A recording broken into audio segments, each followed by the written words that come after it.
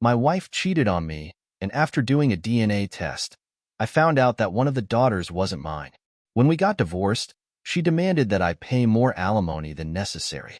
Hey Reddit, I'm in desperate need of advice, and honestly, I don't know where else to turn.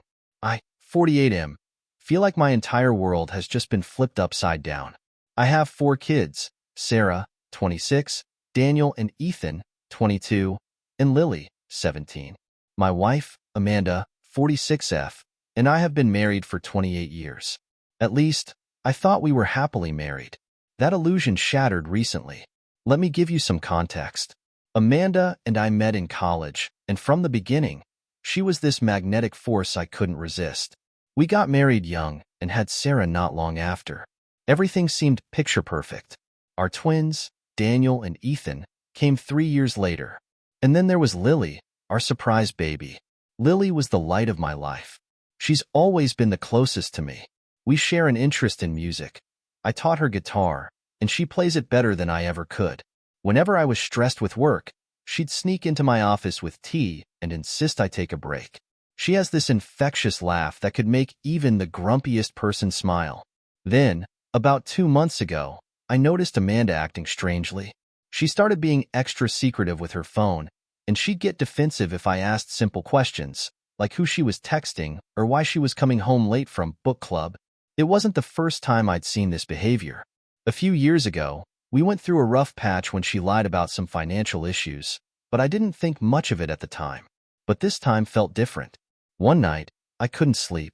I went downstairs for water and saw her on the couch texting someone. When she noticed me, she jumped up like a kid caught sneaking cookies. That's when the pit in my stomach started. I didn't want to be the paranoid, insecure husband, but her behavior was gnawing at me. Then a friend, let's call him Mike, mentioned something during a poker night. Man, Lily doesn't look much like you. She's got Amanda's features for sure, though. It was like a slap in the face. I always knew Lily looked more like Amanda, but I never questioned it. Still, those words wouldn't leave my head. I tried to shake it off, but the seed was planted. A week later, Amanda left her phone on the counter while she was in the shower. I know snooping is wrong, but I couldn't help myself. Her texts confirmed she was talking to some guy named Chris. They were flirty, borderline inappropriate. My heart sank. That's when I decided to get a DNA test for Lily. I felt like the worst father in the world for even considering it, but I couldn't let the suspicion fester. The results arrived 3 weeks later. I opened the envelope alone in my car. My hands were shaking so much I could barely hold the paper. I read the words twice before it sank in. Lily is not your biological daughter. I felt like I couldn't breathe. My sweet, talented Lily wasn't mine. The girl who spent hours with me building Lego castles when she was little, who stayed up with me during my hospital recovery last year, wasn't biologically mine. I drove home in a haze. Amanda was cooking dinner, humming like it was just another day. I walked straight to her, put the test results on the counter, and asked, "Who is Lily's father?" Her face went pale. She stammered, trying to deny it at first, but she couldn't keep up the lie. "It's Chris," she finally admitted. Chris was an old co-worker of hers from when she worked at an accounting firm years ago. Apparently, they had a fling that lasted a few months. She swore it ended before Lily was born, but the timeline didn't add up. I didn't know how to process this. I told her to leave.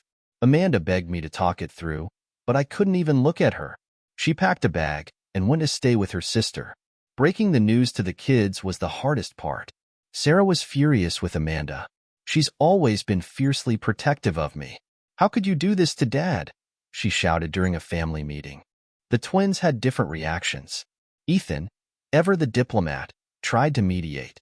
"Maybe this doesn't have to break the family," he said. Daniel, on the other hand, was cold and distant, barely speaking to Amanda since. But Lily was devastated. I didn't want her to find out this way, but Amanda blurted it out during an argument. Lily ran out of the house crying, and I had to chase after her. She kept asking me, "Do you hate me now? Am I not your daughter anymore?" I held her and told her, "You're my daughter, no matter what. None of this is your fault." As if that wasn't enough, more lies started unraveling. I checked our finances and discovered Amanda had taken out a secret credit card. She'd been spending money on lavish dinners and gifts for Chris years ago. She'd hidden it well, but now it was all out in the open. I confronted her about it when she came to pick up some things. She didn't deny it. She said, "I was lonely, okay? You were always busy with work, and Chris made me feel special." That excuse made my blood boil.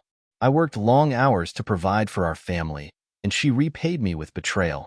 I've kicked Amanda out, but we're not officially separated yet. Sarah and Daniel want nothing to do with her.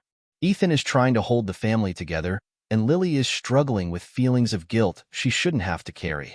I love Lily as much as I ever have, but every time I look at her, I'm reminded of Amanda's betrayal. I've started therapy to deal with my emotions, but I don't know if I can ever forgive Amanda. Part of me wants to divorce her and move on, but another part of me wonders if it's worth trying to salvage the marriage for the kids' sake. I'm not even sure if I can trust her again. What would you do in my situation? Is there any hope of moving past this, or is the damage too deep? My life felt stable, even if it wasn't particularly exciting. I had my routine: work as a regional manager for a logistics company, come home to my family, and spend time with my 4 kids. But lately, things hadn't felt quite right, especially with Amanda, my wife of 28 years. Her behavior had become erratic. Secretive phone calls, late nights out with her friends, and a level of defensiveness I hadn't seen before. Something was off, and I couldn't shake the feeling that she was hiding something. The first real seed of doubt came from an offhand comment. My coworker Mark and I were grabbing lunch during a busy day. He asked to see a family photo I kept on my phone, the one taken at Lily's last high school recital. Mark squinted at the picture and chuckled. "Your boys look just like you. But Lily, I don't know, man. She's got Amanda written all over her." It wasn't the first time I'd heard something like that. Lily didn't have my features. No sharp nose, no blue eyes, and none of my curly hair. But I always brushed it off, thinking she just took after Amanda more. Still, Mark's comment lingered in my mind.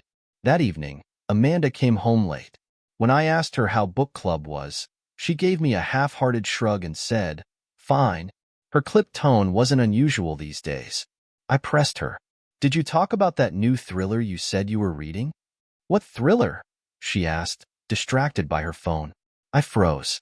She had raved about the book a week ago, calling it the best thing she'd read in years. How could she forget? "You know, the one you couldn't put down last weekend?"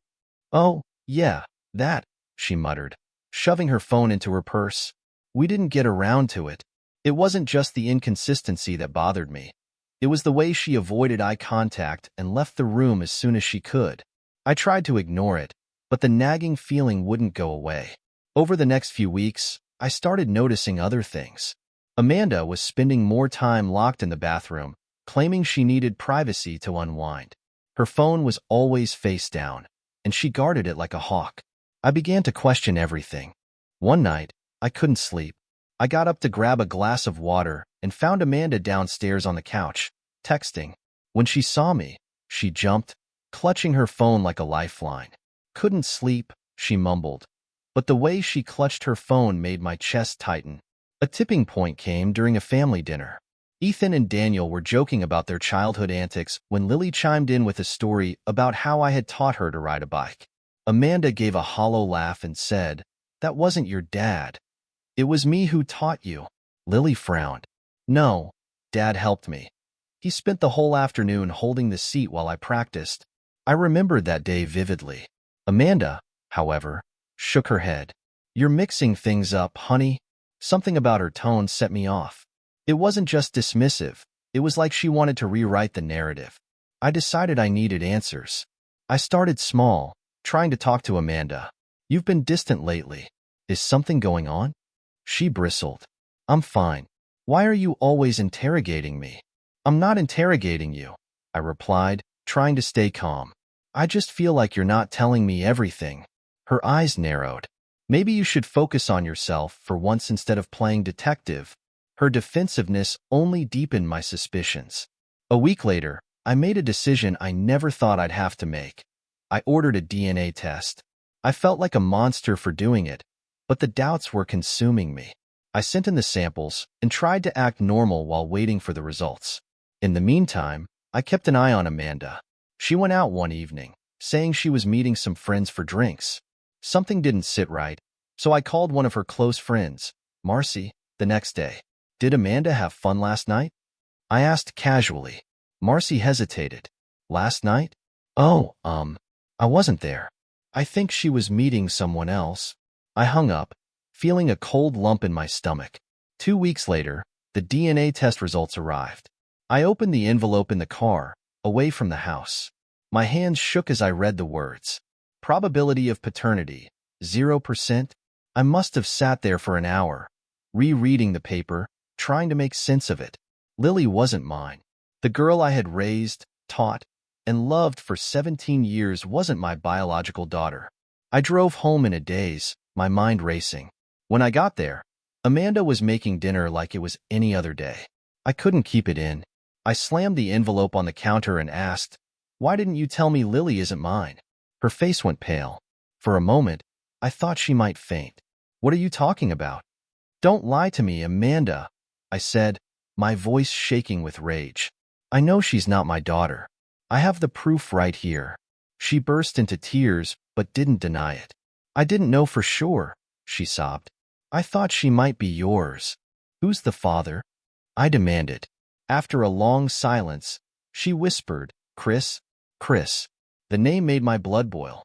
Chris was an old co-worker of hers from years ago. The revelation shattered our family. Sarah was furious and refused to speak to Amanda. The twins were torn. Ethan tried to mediate, but Daniel barely looked at Amanda. And Lily. Lily was devastated. She blamed herself for the chaos. Amanda admitted the affair happened around the time Lily was conceived. She claimed she ended things with Chris before she found out she was pregnant, but I couldn't trust a word she said anymore. To make matters worse, I uncovered more lies. Amanda had been secretly meeting Chris over the years, even after the affair ended. I found emails and messages, some recent, some years old. She swore it was only to discuss old times and that nothing had happened, but I couldn't believe her. I kicked Amanda out of the house. She begged for forgiveness, saying she wanted to fix things, but I couldn't even look at her. When Amanda and I first sat across from our respective lawyers, I thought the worst part of the divorce process would be the emotional turmoil. I was wrong. What began as an excruciating betrayal soon spiraled into something I could never have anticipated. Sitting in that cold, impersonal conference room, surrounded by legal jargon and accusations, I realized that this wasn't just the end of my marriage. It was the start of an all-out war. Amanda's lawyer, a sharp-eyed woman named Rebecca Carlson, was relentless from the start. She opened with a request for spousal support, arguing that Amanda had sacrificed her career to take care of the kids. It was a bold claim, given that Amanda hadn't been a stay-at-home mom since Sarah, our eldest, was in middle school. My lawyer, Greg, countered quickly. "Your Honor, Amanda has been employed full-time for over a decade. My client has consistently supported the family financially, while Amanda contributed her share." Amanda sat there, staring at the table as if she were the victim. It made my blood boil. This wasn't just about splitting assets or deciding custody. It was about accountability. Things escalated when Rebecca brought up Lily.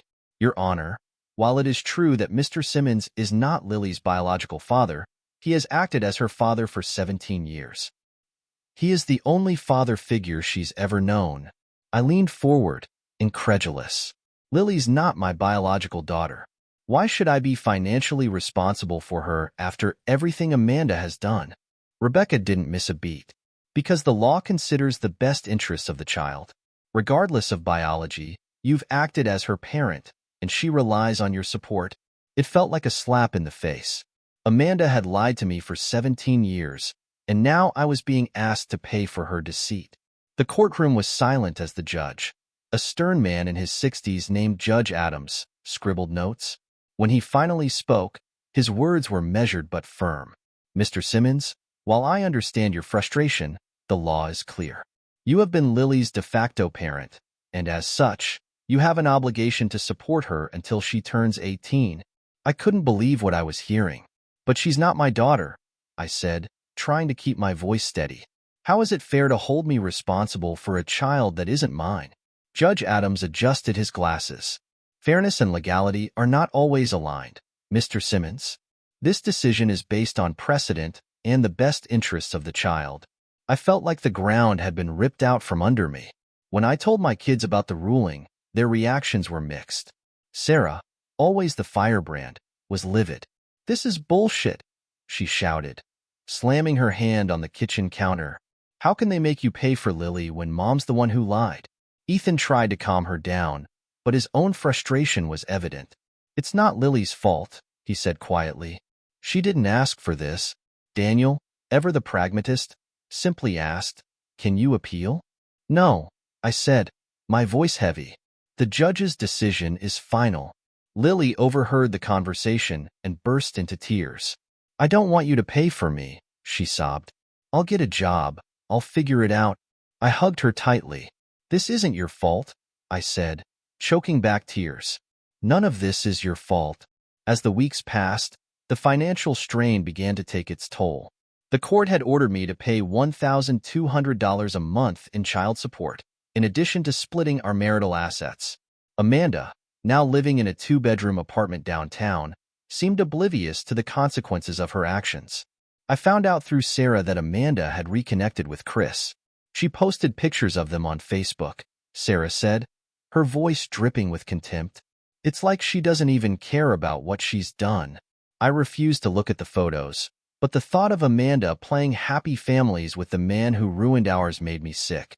One day, as I was sorting through old paperwork, I found a letter addressed to Amanda. It was from Chris, dated around the time Lily was born. My hands shook as I read it. "Amanda, I can't keep doing this. You need to tell him the truth. He deserves to know that Lily is mine. If you don't, I will. I love you, but I can't live with this secret anymore." I sat there, staring at the letter, my mind racing. Chris had known. Amanda had known. And they had both chosen to let me live a lie. I confronted Amanda about the letter the next day. She didn't deny it. "I was scared," she said, her voice trembling. "I didn't want to lose you.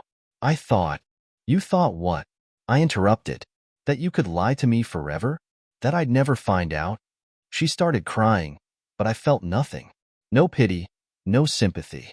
Just an overwhelming sense of betrayal. The next bombshell came when Greg called me one afternoon. "We've uncovered some financial irregularities," he said.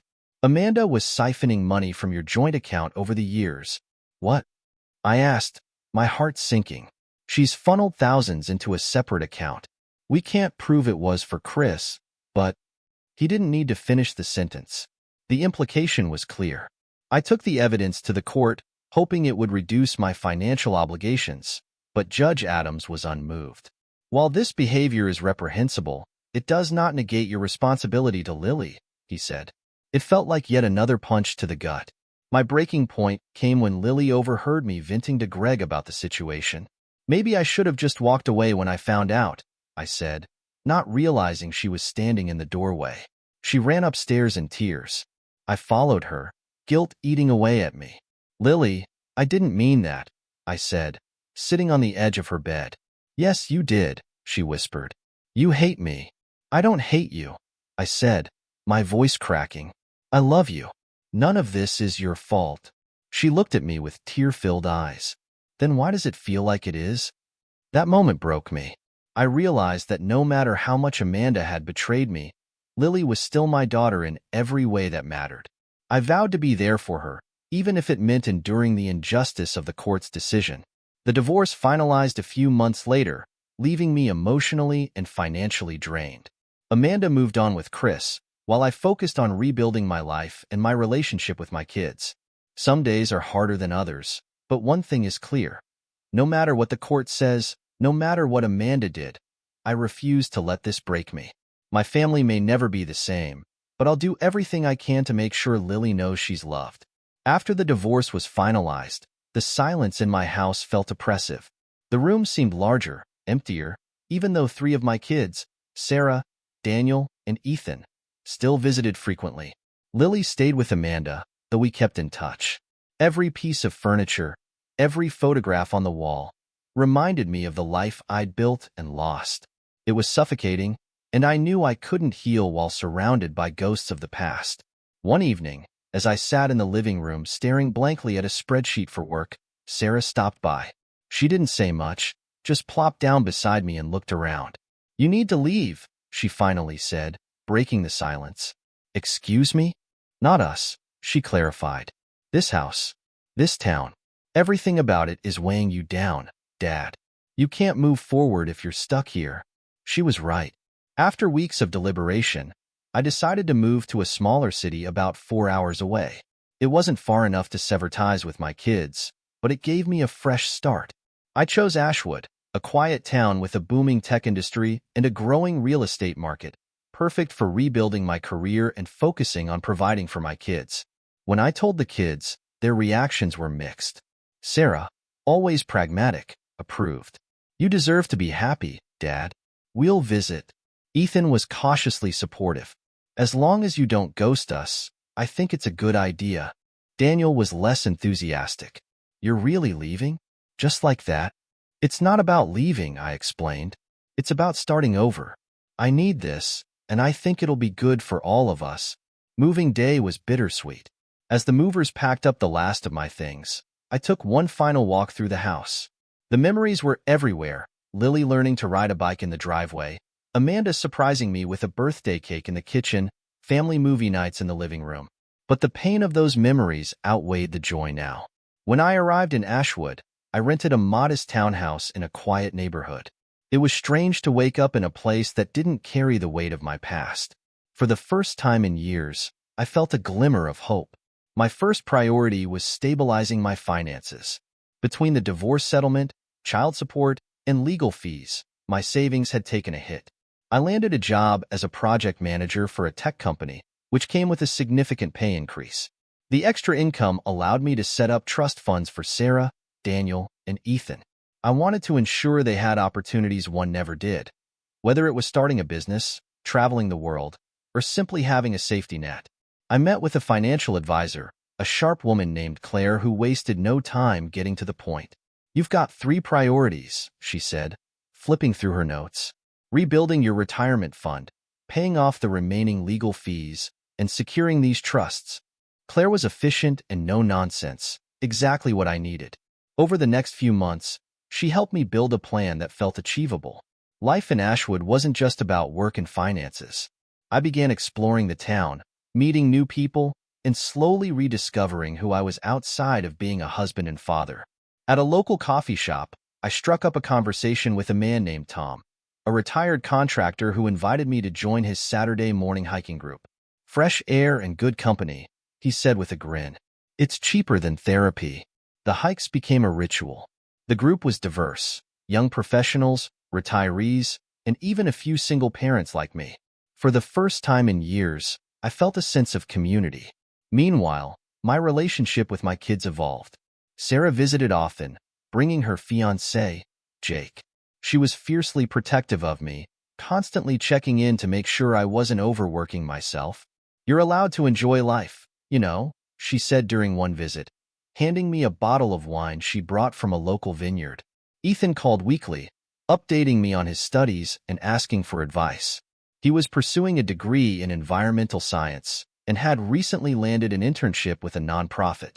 Daniel took longer to come around. He was still angry about the move, though he wouldn't admit it outright. When he finally visited, he spent most of the time on his phone, barely engaging. "Are you okay?" I asked as he was leaving. He shrugged. "Just feels like you're moving on without us." "That's not true," I said, feeling a pang of guilt. "I did this for all of us, so I can be a better dad, a better provider." He didn't respond, but his expression softened. One unexpected challenge was navigating co-parenting with Amanda from a distance. While we communicated primarily through emails and texts, tension still flared occasionally. "I need more child support," she wrote one day, despite the court's decision already being burdensome. "I'm already paying what was ordered," I replied. Her response was scathing. "You think you can just walk away from this family and throw money at the problem? Lily misses you."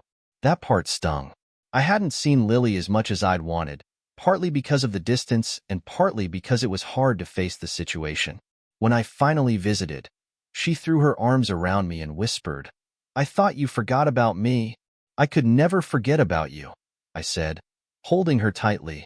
I love you, kiddo. Back in Ashwood, I started volunteering at a local youth center. Working with teenagers reminded me of my own kids and gave me a sense of purpose. One of the boys, a quiet 16-year-old named Aaron, reminded me of Ethan. He was smart but hesitant to engage. Over time, we bonded over shared interests in music and woodworking. One evening, as we were building a bookshelf for the center, Aaron opened up.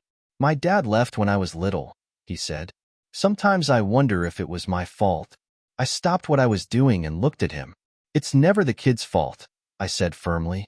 "Sometimes adults mess up, and it has nothing to do with you." Those moments of connection helped me heal. They reminded me that while I couldn't change the past, I could still make a difference moving forward. By the end of my first year in Ashwood, I had finally found a rhythm. The trust funds were growing steadily, my job was going well, and I had even started dating again, though nothing serious. One evening, as I sat on my patio with a glass of wine, Sarah called. "Guess what?" she said, her voice brimming with excitement. "Jake and I are getting married next spring, and we want you to walk me down the aisle." Tears welled up in my eyes. "Of course I will," I said. For the first time in a long time, I felt at peace. I wasn't fully healed, but I was on my way. And most importantly, I knew my kids would be okay. It had been 5 years since the divorce, 5 years since I left the life I'd built in that suffocating town. Ashwood had become a sanctuary for me, a place to rebuild, to focus on my 3 biological children, and to live without the constant reminder of Amanda's betrayal. My kids were thriving. Sarah had married Jake, Daniel was working at a tech firm, and Ethan had just accepted a job at an environmental nonprofit after graduating with honors. Life was stable, peaceful even, until Amanda decided to reappear and turn everything upside down. I first heard from Amanda through an email. It was curt and to the point. "I think we need to revisit the financial support you provide for the kids. Lily is heading to college soon, and it's only fair that you contribute more for her and the boys." I stared at the screen in disbelief. More? I was already paying child support for Lily, despite the fact she wasn't biologically mine, as well as covering part of Daniel and Ethan's expenses during their college years. Amanda hadn't contributed much financially since the divorce, claiming she was still finding her footing. The nerve of her message made my blood boil. I responded just as succinctly. "Amanda, I've done more than my share to support the kids. If you want to discuss this further, you can contact my lawyer." I thought that would be the end of it, but of course it wasn't. A week later, Sarah called me. She sounded livid. "Did you know Mom is telling everyone you're refusing to pay for Lily's tuition?" "What?" I asked, completely blindsided. "She's making it sound like you're abandoning Lily and refusing to support any of us. I've had to defend you all week." Hearing that stung. I'd worked hard to maintain a relationship with all my kids, including Lily. Despite everything, I still saw her as my daughter and had helped her as much as I could. Amanda twisting the narrative felt like another betrayal. Things escalated quickly. Amanda started posting on social media, airing out dirty laundry and painting herself as a victim. In one post, she wrote, "It's heartbreaking to see a father turn his back on his children. After everything I've sacrificed, this is the thanks I get. Lily deserves better." She didn't mention that Lily and I were still close, or that I'd been paying child support without fail for years. The comments section was filled with sympathetic messages from people who didn't know the full story. Then came the phone call. I was in the middle of a meeting when Amanda's number flashed on my phone. I ignored it, but she called again, and then a third time. Finally, I stepped outside and answered, annoyed. "What do you want, Amanda?" Her voice was sharp, almost rehearsed. "I need you to start paying more for Lily's college fund. And frankly, Daniel and Ethan deserve additional support too. College isn't cheap." I took a deep breath, trying to keep my composure. "Amanda, I've already been helping the boys with their tuition. And Lily, she's not even my biological child. I've gone above and beyond for her because I love her, but I'm not going to let you guilt-trip me into more. She's your daughter in every way that matters." Amanda snapped. "You raised her. Are you really going to punish her because of my mistake?" "This isn't about Lily," I said, my voice firm. "It's about you constantly demanding more without contributing anything yourself."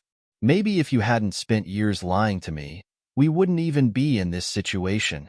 Amanda hung up on me. The next day, I received a letter from her lawyer.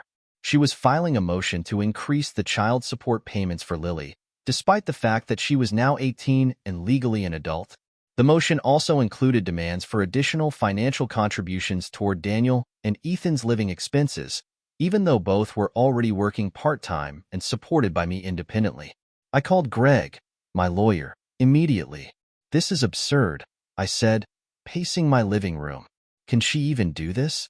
Greg sighed. "Technically, she can file the motion, but it doesn't mean she'll win. The court may consider your long-standing relationship with Lily, but they'll also look at the fact that she's an adult now. As for Daniel and Ethan, they're grown men. Her case is weak." Still, the thought of going back to court made my stomach churn. The hearing was scheduled a month later. In the meantime, Amanda didn't let up. She continued to paint me as the villain, and even worse, she started dragging Sarah into the mess. "She called me last night," Sarah said during one of our phone calls. "She's trying to guilt me into taking her side. She said you're selfish and don't care about the family anymore." "I'm sorry she's putting you in the middle of this," I said, feeling a mix of anger and guilt. "I told her off," Sarah replied. "I know the truth, Dad. Don't worry about me." The day of the hearing was tense. Amanda was dressed in a sharp navy suit, looking every bit the wronged ex-wife she wanted to portray. I could see through the facade, though. Her lawyer, Rebecca Carlson, was as relentless as ever. "Mr. Simmons has a moral obligation to continue supporting Lily through her college years. Additionally, his financial contributions to Daniel and Ethan have been inconsistent at best." I almost laughed out loud at the blatant lie. Greg countered, "Your Honor, my client has consistently paid child support for Lily, despite the fact that she is not his biological daughter. He has also provided substantial financial assistance to Daniel and Ethan, far beyond what is legally required. This motion is not about the children. It's about Mrs. Simmons attempting to exploit my client's generosity." Rebecca's expression hardened, but she didn't back down. The judge, a no-nonsense woman named Judge Porter, listened intently before rendering her decision. "While I sympathize with Ms. Simmons' position, the law does not support her claims. Lily is now 18 and an adult. Any further financial support is at Mr. Simmons' discretion, not a legal requirement. As for Daniel and Ethan, they are self-sufficient adults." This court denies the motion. Relief washed over me, but Amanda's glare from across the room made it clear this wasn't over for her. After the hearing, I ran into Amanda outside the courthouse. She didn't say anything at first, just stared at me with an intensity that made me uncomfortable. Finally, she spoke. "You think you've won," she said, her voice low and venomous. "But you're just showing your true colors. I hope the kids see you for who you really are." I didn't respond. There was nothing I could say to someone so intent on playing the victim. In the weeks that followed, Amanda's bitterness became more apparent. She stopped speaking to Sarah entirely after Sarah refused to side with her. She sent nasty text messages to Ethan and Daniel, accusing them of being ungrateful and siding with me. But the most shocking moment came when Lily called me in tears. "Mom said you don't love me anymore," she sobbed. "She said that's why you won't pay for college." My heart broke. "Lily, that's not true.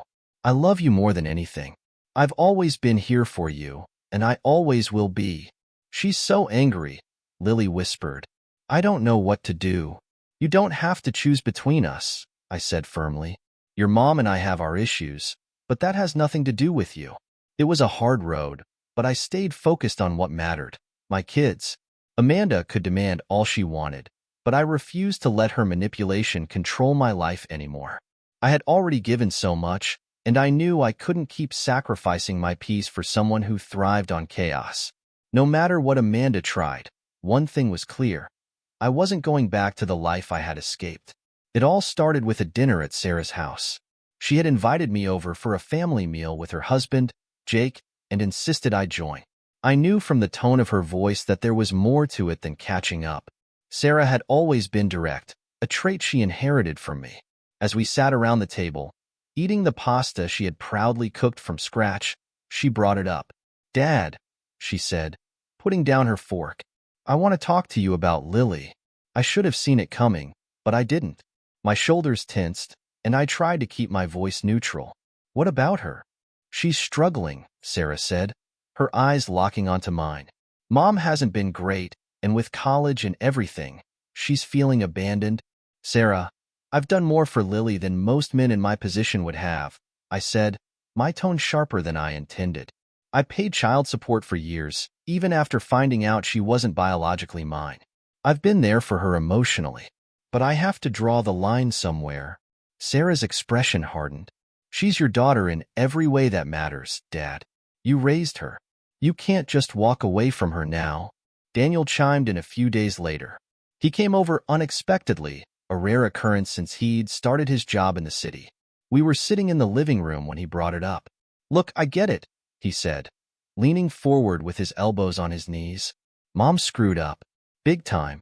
But Lily didn't ask for any of this. She didn't ask to be caught in the middle of your drama. I know that, I said, trying to keep my frustration in check. Then why are you punishing her for it? I'm not punishing her, I said firmly. I'm setting boundaries. There's a difference. Daniel shook his head. She doesn't see it that way, Dad. She thinks you're giving up on her because she's not really yours. The real blow came when Lily herself called me. I wasn't expecting it, so when her name popped up on my phone, I hesitated before answering. Hi, sweetheart, I said, trying to sound upbeat. Hi, Dad, she said, her voice small and hesitant. I knew right away this wasn't a casual call. I wanted to talk to you about everything, she said. Mom told me you're refusing to help with college. I sighed. Lily, it's not that simple. I don't understand, she said, her voice cracking. I thought you loved me. I do love you, I said quickly, more than you'll ever know. But this isn't about love. It's about fairness and boundaries.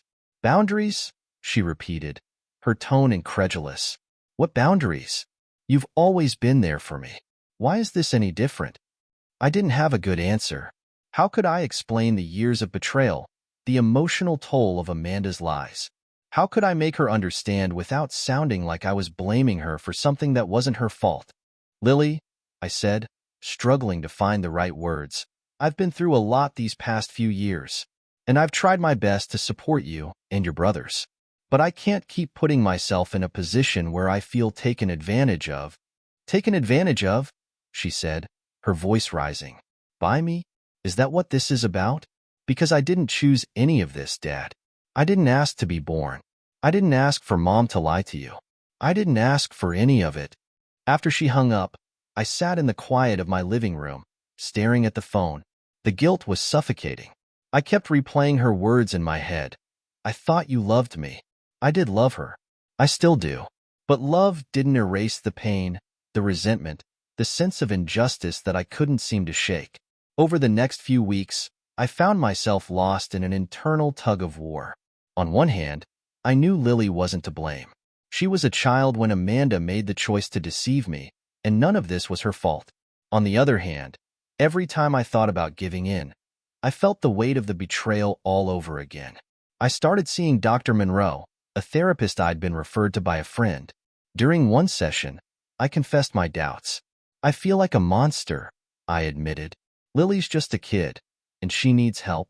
But every time I think about stepping in, it feels like I'm letting Amanda win. Dr. Monroe tilted her head, considering my words. What does letting Amanda win mean to you? It means I'm rewarding her lies. Her betrayal. Helping Lily isn't about Amanda, Dr. Monroe said gently. It's about Lily.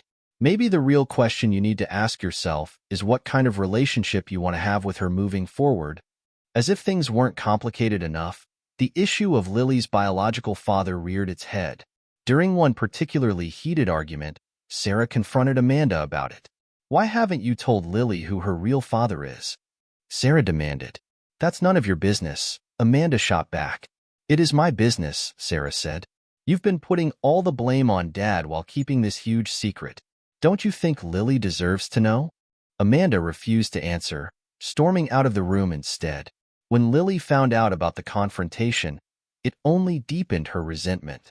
She won't tell me anything, she said during a phone call. She just keeps saying it's in the past and doesn't matter anymore. It does matter, I said quietly. You have a right to know where you come from. Then why won't she tell me? I didn't have an answer. The tension came to a head during a family meeting Sarah arranged. She invited everyone, me, Daniel, Ethan, and even Amanda. I almost didn't go, but Sarah insisted. We need to hash this out, she said. The meeting was a disaster from the start. Amanda arrived late, looking defensive. Lily sat between Sarah and Daniel, her arms crossed tightly over her chest. Sarah started the discussion, trying to mediate. We're all here because we care about each other. But there's a lot of unresolved stuff that's tearing us apart. Amanda immediately went on the offensive. If your father would just step up, none of this would be an issue. I clenched my jaw, trying to stay calm. This isn't about me. This is about you refusing to take responsibility for your actions. The conversation spiraled from there, with Amanda and I trading barbs while the kids tried to intervene.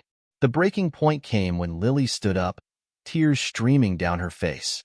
Stop, she shouted. Just stop. I'm so tired of being in the middle of this. Everyone went silent. I just want a family, she said, her voice trembling. I don't care about the money or the lies or any of it. I just want us to stop fighting. After the meeting, I realized something had to change. I couldn't keep living in this cycle of anger and guilt. But I also couldn't ignore the years of hurt Amanda had caused. For now, I've decided to take things one step at a time. I'm still not sure what the future holds, but I know one thing. I want to do right by my kids, even if it means facing the pain head-on.